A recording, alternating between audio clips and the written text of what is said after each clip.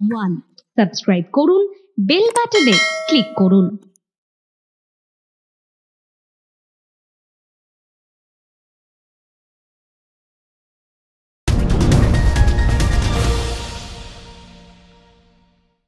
পুজোর আর মাত্র কিছুদিন, মহালয় একেবারেই দোরগোড়ায়। আর এই মুহূর্তে দাঁড়িয়ে আমাদের সকলের প্রশ্ন, নজর সুপ্রিম কোর্টের দিকে ছিল। পরপর শুনানি দেখলাম, সিবিআইয়ের ওপর ভরসা জুগিয়েছে সুপ্রিম কোর্ট।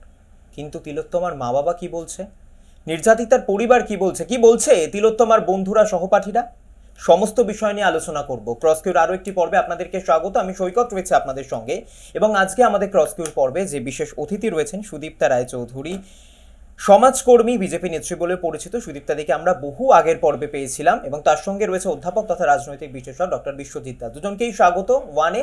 এবং তার সঙ্গেই আমি প্রথমে একটু সুদীপ্তাদির কাছে আসার চেষ্টা করব। সুদীপ্তাদি, পুজো একেবারেই দোরগোড়ায়, উৎসবে ফিরছো। হ্যাঁ, তালবস্য বলা যে যদি উৎসব হয় তাতে আমরা নিশ্চয়ই আছি। তবে মমতা বন্দ্যোপাধ্যায় যে উৎসবের, দন্তেশ্বরওয়ালা যে উৎসবের কথা বলেছেন, সেই উৎসবে ফিরতে কোনো শুভবুদ্ধি সম্পন্ন মানুষ এই মুহূর্তে আগ্রহী নয়। কিন্তু সুদীপ্তাদি, যে মানুষগুলো এই উৎসবকে কেন্দ্র করে তাদের রুটি রোজগার, তাদের কি হবে?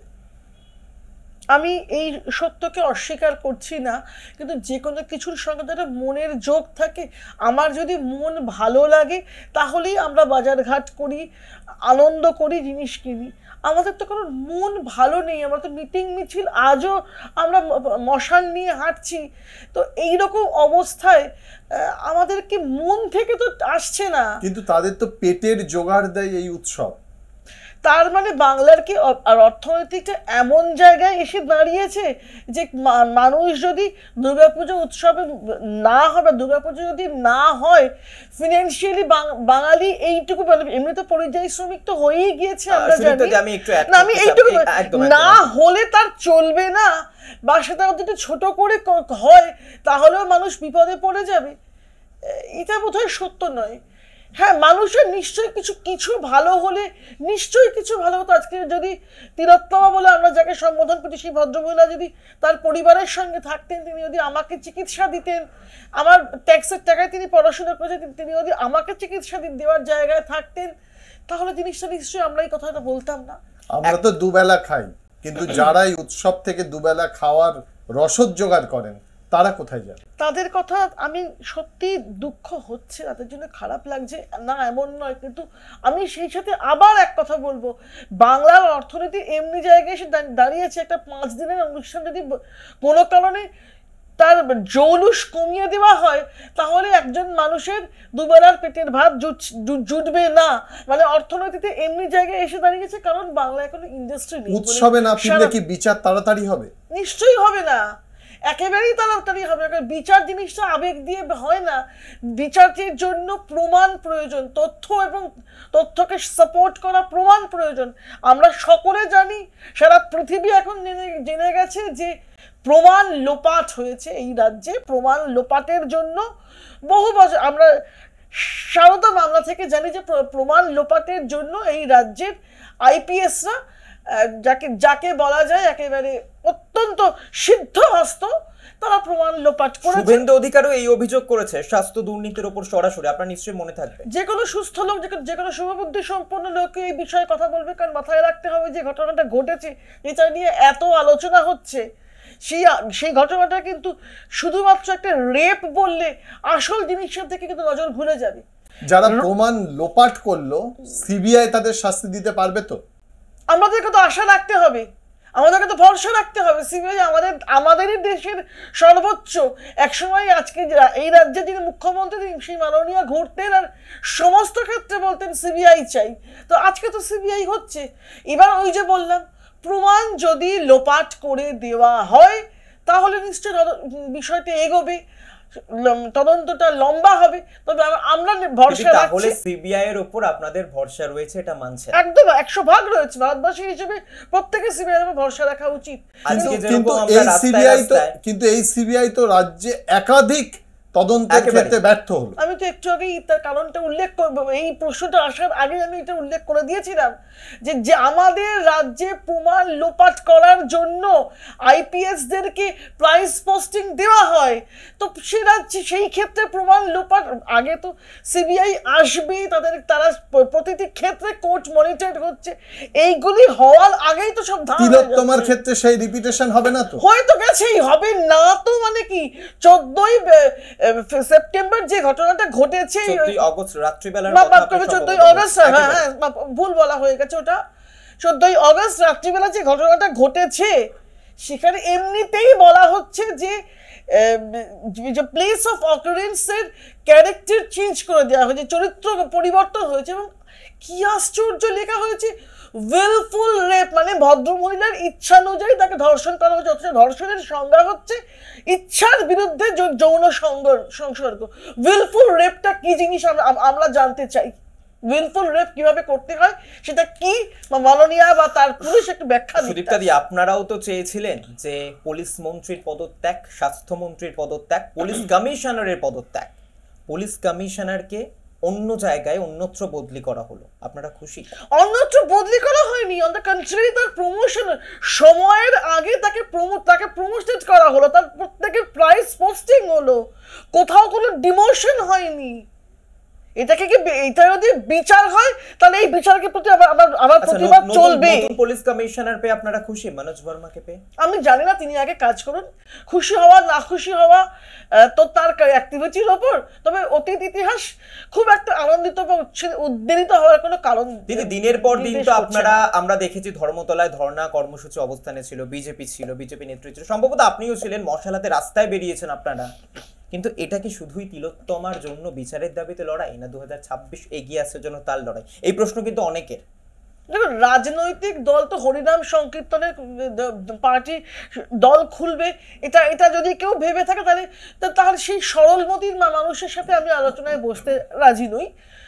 তবে নিশ্চয়ই তাই, এই প্রশ্ন যদি ওঠে তাহলে আজ থেকে 17 বছর আগে সম্ভবত রিজওয়ানুরকে নিয়ে মমতা বন্দ্যোপাধ্যায় যে আন্দোলন করেছিলেন সেটাও তাহলে জমিদার চেয়ার দখলের লড়াই বলে ধরে নিতে হবে। সেটা যদি না হয় তাহলে এটাও মানুষের, আগে তো রাজনৈতিক দল মানুষের কথা বলবে, মানুষের জন্য। আমাদের রাজ্যে মেডিকেল মাফিয়া, সেই আন্দোলনে আপনি পথে নেমেছিলেন, হ্যাঁ নিশ্চয়ই আজকে আবার পথে নেমেছেন, নিশ্চয়ই আছি। দুটোর পার্থক্য কোথায়? দুটোর পার্থক্য কিচ্ছু পার্থক্য আমি দেখতে পাচ্ছি না, আমি কিচ্ছু পার্থক্য দেখতে পাচ্ছি না। মানুষ আরো বেশি ক্ষিপ্ত এই সরকারের উপর, কারণ মাথায় রাখতে হবে মেডিকেল মাফিয়ারা মিন্টিকে শুধু খুন করেনি, তারা ধর্ষণও সেরে রেখেছে, তিনি মহিলা বলে। আর সেই সময় মমতা বন্দ্যোপাধ্যায়ের যে শোক উঠলে উঠেছিল রিজওয়ানুর রহমানের জন্য, সেটা তিনি সংখ্যালঘু ছিলেন বলে। এখানে সংখ্যালঘুর ব্যাপার, যেহেতু সংখ্যা গুরুর ব্যাপার, তাই মমতা বন্দ্যোপাধ্যায় কখনোই সংখ্যা গুরুকে নিয়ে ভাবতে আগ্রহী হন না। তিলোত্তমা কি হারাতে পারবেন লক্ষ্মীর ভান্ডারকে? সেটা সে উত্তর মানুষ জানে, কারণ আমরা দেখেছি সন্দেশখালির ক্ষেত্রে আমরা বারংবার বলেছিলাম, তখন বাংলার মানুষ পিঠে রান্নার বিষয়টার সাথে রিলেট করতে পারেননি, এলিট ক্লাস বুঝতে পারেননি, আর সাবঅর্ডিনেট ক্লাসকে এই লক্ষ্মীর ভান্ডারের কথা বলা হয়েছিল। সেদিন যদি বাংলার মানুষ রিভল্ট করতো, আজকে তিলোত্তমার জন্য রাত দখল করতে নামতে হতো না। মানে সন্দেশখালি কি আপনাদের বড় ধাক্কা? আমাদের বড় ধাক্কা না, বাংলার মানুষের ভাবনার উপর অনেক বড় ধাক্কা। সন্দেশখালি আমাদের, আমরা তো ভুয়ো ভিডিও বানাইনি, বারংবার ভুয়ো, মাফ করে ভিডিও নয় অডিও, বারংবার বিভিন্ন রকম অডিও মার্কেটে নিয়ে আসছে কারা?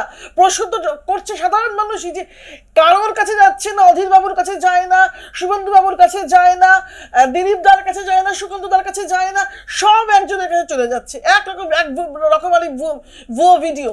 আমরা তো তিলোত্তমা কাণ্ডে ভুয়ো কল, আমি সেটাই তো বললাম, সেটার আবার একটা কারণ আছে। শুনুন, তিলোত্তমা ঘটনাটা ঘটার পরে সমগ্র কোনো এক ছাত্র সমাজ ডাক দিয়েছিল যে তারা নবান্ন দখল করতে চায়।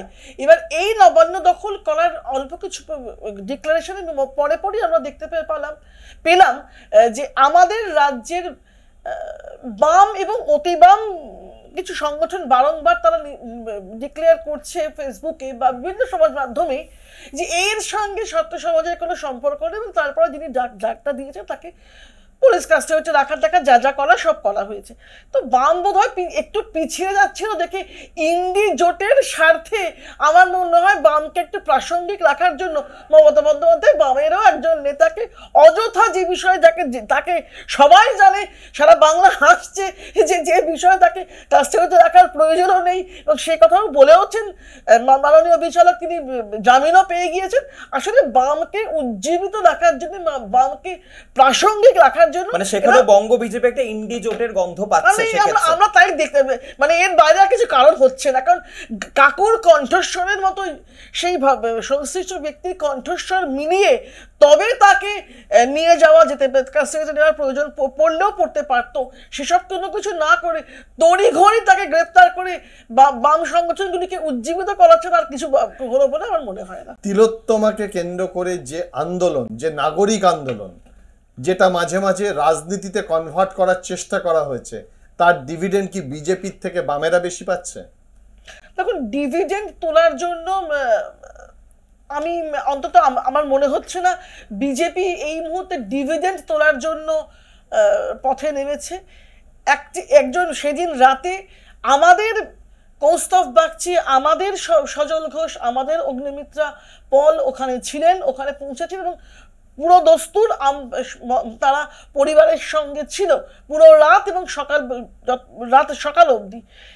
এক্ষেত্রে মূল প্রয়োজন পরিবারটিকে তার এবং তাদের যা ক্ষতিটা হলো তা তো আমরা ফিরে যেতে পারবো না, তারা একটা বিচারটা পান। তাদের মেয়েকে কে এভাবে খুন করলো তারা সেটা জানতে, সেটা বাংলার মানুষও সেটা জানতে চাইছে। আমরা হচ্ছে এই বাংলার সর্বজনক গ্রাহ্য বিরোধী দল হিসেবে আমরা আমাদের কর্তব্য নিশ্চয়ই করব। যারা শূন্য থেকে একে ফেরার চেষ্টা করছে এটা তাদের। শুভেন্দু অধিকারী তো প্রশ্ন তুলেছিলেন, এক প্রশ্নটা নিয়ে নি, তারপর আমি করছি অবশ্যই। শুভেন্দু অধিকারী তো প্রশ্ন তুলেছিলেন, দফা 1 দাবি 1 মমতা ব্যানার্জির পদত্যাগ, এটা রাজনৈতিক ছিল না? দেখুন, শুভেন্দু অধিকারী যে নামটা নিলেন, আমি আবারও কথা বলছি, শুভেন্দু অধিকারী আমাদের বাংলার বিরোধী দলনেতা। তিনি এবং আমরা স্বাভাবিকভাবেই চাইবো, মমতা বন্দ্যোপাধ্যায় কি অতীতে পদত্যাগ চাননি? মমতা বন্দ্যোপাধ্যায় তো টাকার ক্ষেত্রেও যখন উনি একটা স্পেশাল প্যাকেজ চেয়েছিলেন, সেই সব প্রধানমন্ত্রীরও উনি পদত্যাগ চেয়ে। তাহলে দিদি এটাই তো হলো যে নাগরিক আন্দোলনকে রাজনীতিতে পরিবর্তন করা হলো না।